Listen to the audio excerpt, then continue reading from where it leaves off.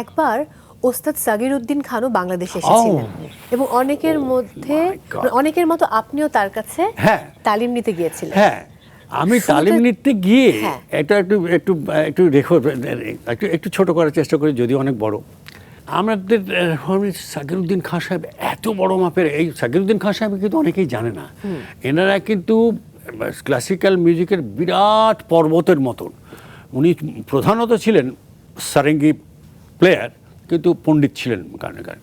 তো উনি এলেন এবং জানা গেল যে উনি এখানে খুব ভালো শিল্পীদেরকে তালিম দেবেন। হ্যাঁ, তা গেলাম, গিয়ে খুব ছোটোখাটো মানুষ, কিন্তু খুব গাম্ভীর্য আছে। হ্যাঁ, তারপরে যথারীতি আমাকে গান গাইতে বললো যে গান শিখবেন, তো আপনি কি গান করেন? আমি যে আধুনিক গান করি। তো বলছি একটা গান শুনি তাহলে।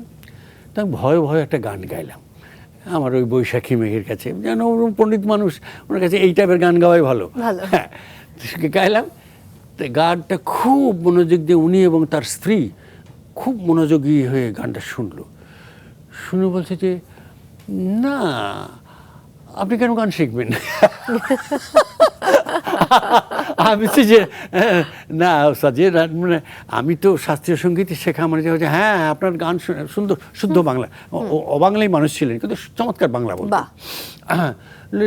না, আমি তো টের পাচ্ছি যে আপনি গান একজন শেখা একজন গাইয়ে। হ্যাঁ, তো হ্যাঁ হ্যাঁ, আমার কাছে তালিম নিলে একটা শাস্ত্রীয় গানে একটা আলাদা জিনিস পাবেন, কিন্তু আমার মনে হয় না আপনাকে সেই নাড়া বেঁধে সকাল বিকেল রেয়াজ করে আপনাকে শিখতে হবে। আমি কিছু কিছু জিনিস, তিনি কিন্তু আপনাকে একটা টিপস দিয়েছিলেন। হ্যাঁ, সেটাই বলছি। তো বললো যে আপনার গান শুনে লাস্টলি বললো যে আমি কিছু টিপস আপনাকে কতগুলো জিনিস দেখাবো, তারপর তুমিতে চলে এলো, তোমাকে দেবো কিছু জিনিস, কোনো তোমার গায়কী পরিবর্তন করার দরকার নেই, পারফেক্টলি অলরাইট। শুধু একটা কাজ করবে, তুমি শাস্ত্রীয় সঙ্গীতও যখন গাইবে, তুমি যখন ভজন গাইবে, তুমি যখন গজল গাইবে, যখন আধুনিক গানও গাইবে, তখন অকারণে হাসি হাসি মুখ করে গাইবে। আমি এ কী বলে কি, দেখেন এত বড় পণ্ডিত মানুষ। ওই যে আমি যে গুরুজি, মানে কীরকম করে, ওই যে দেখো তুমি যে গাইলে না, ওটা হেসে হেসে হেসে মুখটা হেসে হেসে বৈশাখী মেঘের। আমি বললাম মুখ চাওয়া যে না না, আমি বলছি এইটা প্র্যাকটিস করবে। প্র্যাকটিসের সময় তো অবশ্যই, এমনকি গাওয়ার সময় তো একটু হেসে হেসে গান গাইবে।